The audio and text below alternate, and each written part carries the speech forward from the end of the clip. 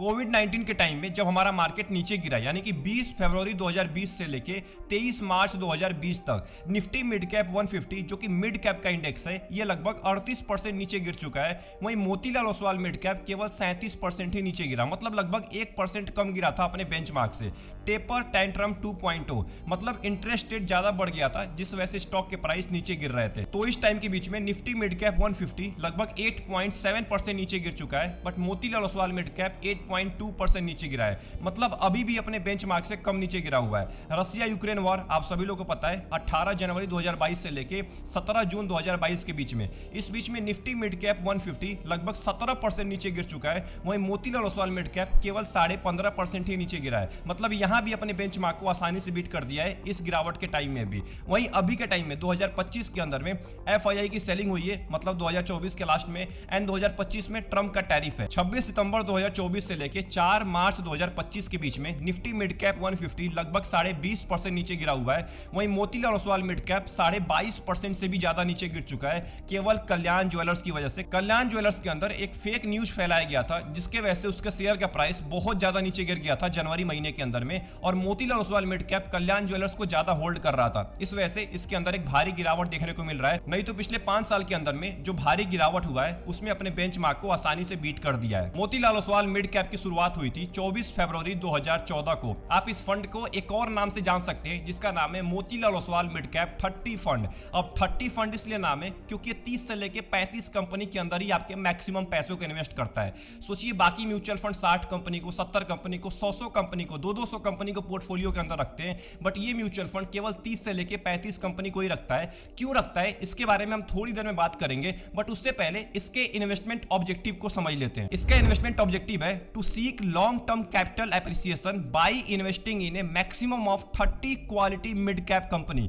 मतलब ये quality mid cap company के अंदर पैसा इन्वेस्ट करता है, 30 क्वालिटी मिड कैप कंपनी के अंदर लॉन्ग टर्म कैपिटल एप्रिसिएशन के लिए, having long term competitive advantage and potential for growth. मतलब ये उन्हीं कंपनीज के अंदर आपके पैसों को इन्वेस्ट करता है जिसमें लग रहा है कि लॉन्ग टर्म के अंदर में आपको ग्रोथ मिल सकता है। अब ये सवाल निकल के आ रहा है कि मोतीलाल ओसवाल मिड कैप के अंदर आपको क्यों पैसा इन्वेस्ट करना चाहिए, क्योंकि ये जानना आपके लिए बहुत ज्यादा इंपॉर्टेंट है। जब तक आपका वाई क्लियर नहीं रहेगा तब तक आप लॉन्ग टर्म तक पैसा नहीं इन्वेस्ट कर पाएंगे किसी भी म्यूचुअल फंड के अंदर। तो मैं आपको 3 पॉइंट बताने वाला हूं, जिसके बेसिस पे आप जान सकते हैं कि आपको क्यों पैसा इन्वेस्ट करना चाहिए इस म्यूचुअल फंड के अंदर। सबसे पहला पॉइंट है अर्ली स्टेज आइडेंटिफिकेशन। अब देखिए मिड कैप के अंदर 150 कंपनी होती है, ये आप सभी लोगों को पता है। टॉप 101 से लेके टॉप 250 के बीच में जो भी कंपनी आती है भारत के अंदर में, उसको मिड कैप कंपनी बोलते हैं। अब इसी मिड कैप कंपनी को चूज करना पड़ता है मिड कैप म्यूचुअल फंड को। अब जो मोतीलाल ओसवाल मिड कैप के फंड मैनेजर है वो जल्दी ही पहचान लेते हैं कि कौन सा स्टॉक ज्यादा ग्रो करने वाला है, मतलब उसके अर्ली स्टेज में, मतलब वो स्टॉक अभी ग्रो करने वाला होता है।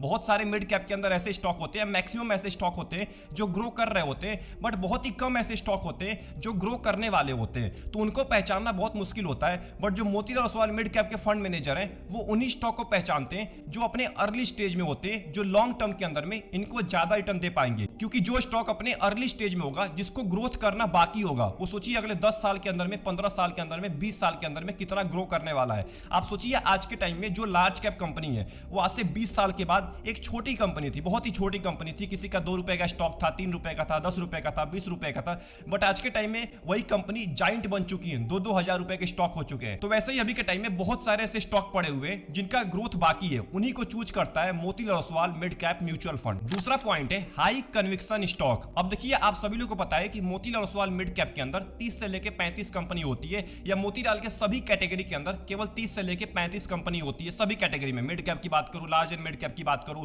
या फ्लेक्सी कैप की बात करूं, ये 30 से 35 कंपनी लेके चलते हैं। बट वो जो कंपनी होती है ना, वो हाई कन्विक्शन वाली होती है, मतलब उनके अंदर ग्रोथ पोटेंशियल होता है, वो लंबे टाइम के अंदर में ग्रोथ कर सकती हैं। अब देखिए यहाँ पे 2 फायदा होता है कम कंपनीज रखने का। पहला फायदा ये होता है कि फंड मैनेजर को ज्यादा दिमाग नहीं लगाना पड़ता है बहुत सारी कंपनीज के ऊपर। बहुत सारे ऐसे म्यूचुअल फंड है आज के टाइम में जो 100 कंपनी, 150 कंपनी, 200 कंपनी अपने पोर्टफोलियो में लेके चलते हैं, बट वहीं पे मोतीलाल केवल 30 से 35 कंपनी लेके चलता है, जिससे फंड मैनेजर को ज्यादा फोकस केवल उन्हीं कंपनीज के ऊपर करना पड़ता है। दूसरा फायदा ये होता है कि अगर आप कम कंपनीज अपने पोर्टफोलियो के अंदर रख रहे हैं तो लंबे टाइम के अंदर में आपको ज्यादा रिटर्न मिल पाता है, क्योंकि अगर वो कंपनी ग्रो कर गई, केवल 30-35 ही कंपनी है, अगर वो कंपनी ग्रो कर गई तो आपको बहुत रिटर्न दे सकती है, बट एक बात का ध्यान रखिएगा, मार्केट गिरावट के टाइम में आपको लॉस लॉस भी हो सकता है, आपका ज्यादा पोर्टफोलियो नीचे भी गिर सकता है, क्योंकि कंपनीज बहुत ज्यादा कम है, 30-35 ही कंपनी है और वेटेज ज्यादा होता है। एक एक कंपनी के अंदर बहुत ज्यादा वेटेज होता है। जो टॉप की कंपनी है, मैं आपको दिखाऊंगा थोड़ी देर में, जो मोतीलाल ओसवाल मिड कैप की टॉप की कंपनी है,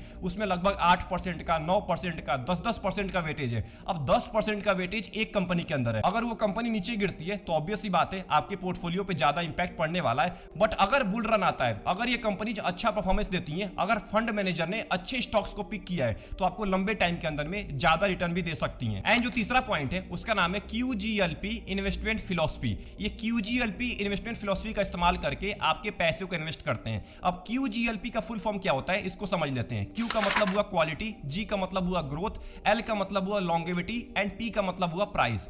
इस पूरे के पूरे इन्वेस्टमेंट फिलॉसफी यानी कि अच्छे क्वालिटी स्टॉक्स को पिक करते हैं जो लंबे टाइम के अंदर में ग्रोथ कर सकता है, जिसका प्राइस अभी के टाइम में कम है, अच्छे प्राइस में अच्छे स्टॉक्स को चूज करते हैं। तो आई होप आपको ये 3 पॉइंट समझ में आ गया हो कि आखिर में क्यों आपको मोतीलाल ओसवाल मिड कैप के अंदर पैसा इन्वेस्ट करना चाहिए।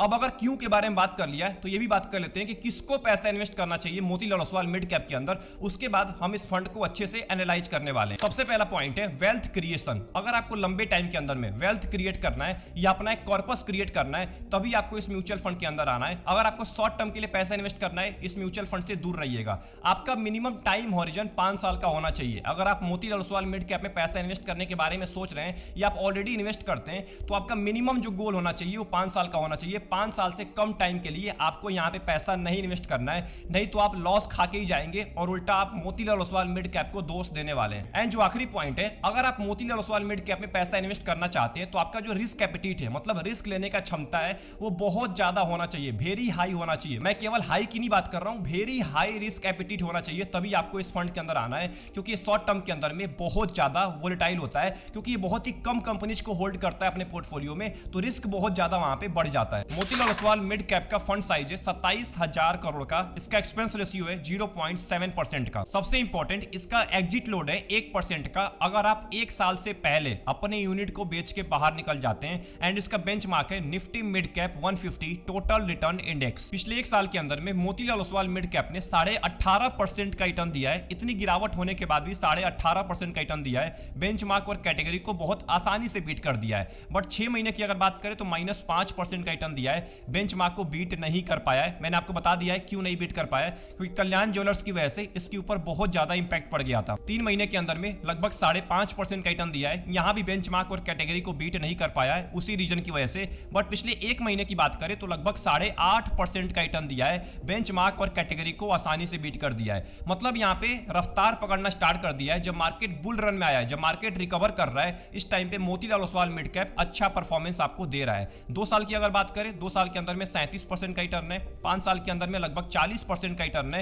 एंड अगर लंबे टाइम की बात करें, पिछले 11 साल की बात करें, तो लगभग 24% का रिटर्न दिया है। बेंचमार्क और कैटेगरी को बहुत आसानी से बीट कर दिया है। वहीं पे अगर इसके लमसम के बारे में बात करें तो आप केवल 10,000 रुपए का लमसम स्टार्ट किए होते 2014 के अंदर में, तो इसकी वैल्यू 1,10,000 रुपए से भी ज्यादा हो जाती। लगभग आपको 24% का एनुअल रिटर्न दिया है। अपने कैटेगरी में 5 नंबर पे रैंक कर रहा है। 10 साल के अंदर में लगभग 19% का एनुअल रिटर्न है। लगभग 3 नंबर पे रैंक कर रहा है अपने कैटेगरी में। और 5 साल, 3 साल, 2 साल, 1 साल के अंदर में अपने कैटेगरी में 1 नंबर पे रैंक कर रहा है, जो कि बहुत ही अच्छी बात है। आप इसी फंड के अंदर पैसा इन्वेस्ट करिए जो लंबे टाइम से अपने कैटेगरी के अंदर टॉप कर रहा हो, लंबे टाइम से आपको कंसिस्टेंट परफॉर्मेंस दे रहा हो। एंड अगर एसआईपी के बारे में बात करें तो आप 1000 रुपए के एसआईपी स्टार्ट किए होते 2015 यानी कि आज से 10 साल पहले, तो इसकी वैल्यू 4 लाख रुपए से भी ज्यादा हो जाती। लगभग आपको 23.5% का एनुअल रिटर्न दिया है एसआईपी के अंदर भी। तो लंबे टाइम के अंदर में 23% का रिटर्न बहुत ज्यादा होता है एसआईपी के अंदर। सबसे important, Motilal Oswal mid cap के पोर्टफोलियो के बारे में बात करें तो पोर्टफोलियो टर्नओवर रेशियो 184% का है। कैटेगरी एवरेज का 266% का है। अब देखिए कैटेगरी एवरेज के मुकाबले कम देखने को मिल रहा है, बट 184% का बहुत ज्यादा होता है पोर्टफोलियो टर्नओवर रेशियो। इसका मतलब पिछले 1 साल के अंदर में इसका जो फंड मैनेजर है वो बहुत सारे स्टॉक्स को फेरबदल किया है। क्योंकि ये बहुत ही कम कंपनीज को होल्ड करता है, तो यहाँ पे फेरबदल ज्यादा करना पड़ता है। उन्हीं कंपनीज को रखना पड़ता है जिनमें पोटेंशियल होता है। इक्विटी की अगर बात करें तो लगभग 68% पैसा आपका इक्विटी में इन्वेस्ट किया जाएगा एंड अदर्स के अंदर लगभग 32% आपका पैसा है, मतलब कैश के अंदर ज्यादा पैसा होल्ड कर रहा है Motilal Oswal mid cap. Equity की अगर बात करें तो इक्विटी होल्डिंग लगभग 75% है, जिसमें से एफएनओ के अंदर लगभग 7.5% आपका पैसा डाला जा रहा है। नंबर ऑफ स्टॉक्स 34 होने वाले, 34 कंपनी के अंदर ही आपके पैसों को इन्वेस्ट करेगा। लार्ज कैप की एक भी कंपनी नहीं है, मिड कैप की लगभग 13.5% है एंड स्मॉल कैप की लगभग 15.5% है, मतलब मिड कैप और स्मॉल कैप में ज्यादा लोकेशन है। तो यहीं से आपको साफ साफ दिख रहा है कि वोलेटाइल बहुत ज्यादा होने वाला है ये fund. Motilal Oswal mid cap के टॉप 10 स्टॉक्स के बारे में बात करें, सबसे ऊपर आपको परसिस्टेंट सिस्टम दिखने वाला है, जिसका लगभग 10% का वेटेज है। मैं आपको पहले ही बोल चुका हूं कि पर्टिकुलर कंपनी के अंदर ज्यादा डिपेंडेंसी होने वाली है, तो परसिस्टेंट सिस्टम में ज्यादा डिपेंडेंसी है, लगभग 10% का वेटेज है।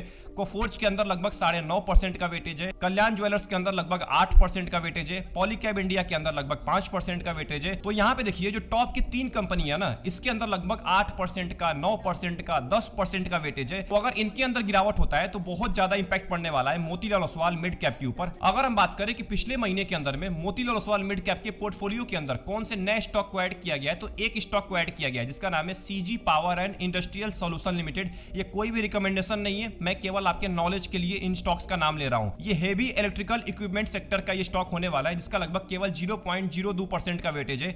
1 लाख शेयर को खरीदा गया है, मतलब इस स्टॉक को ऐड किया गया है और कोई भी स्टॉक को रिमूव नहीं किया गया है पिछले महीने के अंदर में। सबसे important Motilal Oswal mid cap के टॉप 15 होल्डिंग के हिस्टोरिकल वेटेज के बारे में बात करें तो वोडाफोन आइडिया पिछले साल लगभग 7.5% का वेटेज लेके बैठा हुआ था, 9% का वेटेज है। सोचिए जून महीने तक लगभग 9.5% का वेटेज है, अभी के टाइम में पोर्टफोलियो से ही निकाल दिया है। परसिस्टेंट सिस्टम अभी के टाइम में सबसे ज्यादा वेटेज है, लगभग 10% का, पिछले साल लगभग 6.5% का वेटेज था, तो अभी के टाइम में वेटेज बढ़ाया गया है। कल्याण ज्वेलर्स में पिछले साल 8.4% का वेटेज था, अभी 8.09 का है, मतलब पिछले साल के मुकाबले थोड़ा सा कम किया गया है। कोफोर्ज के अंदर पिछले साल केवल 4.5% का वेटेज था, इस साल लगभग 9.5% का वेटेज हो चुका है। तो कोफोर्ज लिमिटेड के अंदर ज्यादा विश्वास दिखाया है मोतीलाल ओसवाल मिड कैप के फंड मैनेजर ने, क्योंकि मार्च महीने में लगभग 10% का वेटेज था, सबसे ज्यादा वेटेज कोफोर्ज के अंदर था, बट इस महीने यानी कि अप्रैल 2025 में वेटेज थोड़ा सा घटाया गया है। पॉलीकैब के अंदर 5% का वेटेज है, पिछले साल केवल 3.5% का था। जियो फाइनेंशियल सर्विस पिछले साल लगभग 11.5% का वेटेज था, सोचिए 11.5% का वेटेज,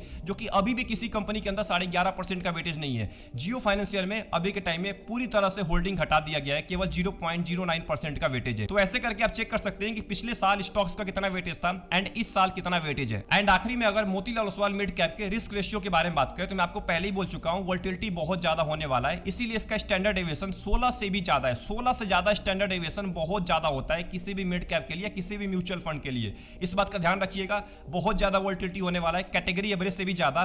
बीटा की अगर बात करें 0.83 का है, इसका मतलब कैटेगरी एवरेज से कम बीटा है, इसका मतलब गिरावट भी आपको कम दिखने वाला है। 1 से कम बीटा है तो मार्केट से भी कम नीचे गिरने वाला है। शार्प रेशियो की बात करें 1 से बहुत ज्यादा है, इसका मतलब कैटेगरी एवरेज के मुकाबले रिस्क एडजस्टेड रिटर्न बहुत ही बेहतरीन आपको मिलने वाला है Motilal Oswal mid cap fund के अंदर। तो अगर आपने यहां तक इस पूरे वीडियो को वॉच कर लिया है तो जो आपके माइंड में कंफ्यूजन चल रहा है ना कि मोतीलाल ओसवाल मिड कैप अब अच्छा परफॉर्मेंस देगा कि नहीं देगा, आगे मैं पैसा इन्वेस्ट करूं कि ना करूं, इसका मैं आपको सिंपल भाषा में जवाब देता हूं कि मोतीलाल ओसवाल मिड कैप एक बेहतरीन फंड है मिड कैप कैटेगरी के अंदर। ऐसे ही नहीं कोई म्यूचुअल फंड पिछले 10 साल से कंसिस्टेंट परफॉर्मेंस दे रहा है, पिछले 5 साल के अंदर में, 3 साल, 2 साल, 1 साल के अंदर में अपने कैटेगरी के अंदर टॉप कर रहा है, ऐसे नहीं होता है। इसके लिए आपको कंसिस्टेंट परफॉर्मेंस देना पड़ता है और मोतीलाल ओसवाल मिड कैप ने एक बहुत ही बढ़िया परफॉर्मेंस दिया है पिछले 10 साल के अंदर में। तो अगर आपका गोल लंबे टाइम का है, बहुत ही लंबे टाइम का है, 10 साल का है, 15 साल का है, 20 साल का है, 30 साल का है, आप लंबे टाइम तक पैसा इन्वेस्ट करना चाहते हैं तो आप इस म्यूचुअल फंड की तरफ देख सकते हैं। एक बात का ध्यान रखिएगा, मैं आपको दोबारा बोल रहा हूं, ये बहुत ज्यादा रिस्की म्यूचुअल फंड है, बहुत ज्यादा रिस्की म्यूचुअल फंड है, इसीलिए इसमें इन्वेस्ट करने से पहले अपने रिस्क एपेटाइट को चेक कर लीजिएगा। अगर आप एक हाईली एग्रेसिव इन्वेस्टर हैं तभी आप इस म्यूचुअल फंड को चूज करिएगा, नहीं तो आप 2 महीने 3 महीने में ही इस म्यूचुअल फंड को बेच के बाहर निकल जाएंगे, क्योंकि आप लॉस को बर्दाश्त कर ही नहीं पाएंगे। शॉर्ट टर्म के अंदर में बहुत ज्यादा वोलेटिलिटी होने वाला है, हो सकता है आपको 6 महीने 1 साल तक निगेटिव रिटर्न मिले, जो कि पिछले 6 महीने पहले जिन लोगों ने इसके अंदर पैसा इन्वेस्ट किया होगा उनका पोर्टफोलियो अभी भी माइनस में चल रहा होगा अगर उन्होंने मोतीलाल ओसवाल मिड कैप के अंदर पैसा इन्वेस्ट किया होगा, क्योंकि अभी 2-3 महीने पहले कल्याण ज्वेलर्स की वजह से, कल्याण ज्वेलर्स एक स्टॉक है, उसके अंदर एक फेक न्यूज फैलाया गया था, उस फेक न्यूज की वजह से ना मोतीलाल ओसवाल मिड कैप के शॉर्ट टर्म के परफॉर्मेंस के ऊपर बहुत ज्यादा इंपैक्ट पड़ा है, क्योंकि ज्यादा होल्ड कर रहा था कल्याण ज्वेलर्स को, लगभग 8% होल्ड करता है कल्याण ज्वेलर्स को, इसीलिए ज्यादा इंपैक्ट पड़ा है अभी के टाइम में। मैं आपको बार बार बोल रहा हूं, कम कंपनीज को लेता है, इसीलिए डिपेंडेंसी बहुत ज्यादा है, एक एक कंपनी के ऊपर ज्यादा डिपेंडेंसी है। तो अगर जो टॉप की 5 कंपनी है उनके अंदर गिरावट होता है ना, तो अभी के टाइम में मोतीलाल ओसवाल मिड कैप भी ज्यादा नीचे गिर सकता है। बट अगर वो कंपनी भागती है, अगर वो कंपनी अच्छा रिटर्न देती है लंबे टाइम के अंदर में, जो कि मिड कैप कंपनी और मिड कैप कंपनी अपने ग्रोइंग फेज में होता है तो लंबे टाइम के अंदर में ग्रोथ बहुत ही अच्छा होता है। आई होप आपको ये पूरी वीडियो पसंद आई होगी। इस पूरे वीडियो को देखने के बाद अभी भी अगर आपके माइंड में कोई भी डाउट चल रहा है, कमेंट बॉक्स खाली पड़ा हुआ है, कमेंट बॉक्स के अंदर टाइप करना मत भूलिएगा। मिलते हैं एक और इंपॉर्टेंट वीडियो में। वीडियो पसंद आई वीडियो को लाइक कर दीजिएगा एंड चैनल को जरूर सब्सक्राइब कर लीजिएगा। तब तक के लिए अपना ध्यान रखिए। Best of luck, take care.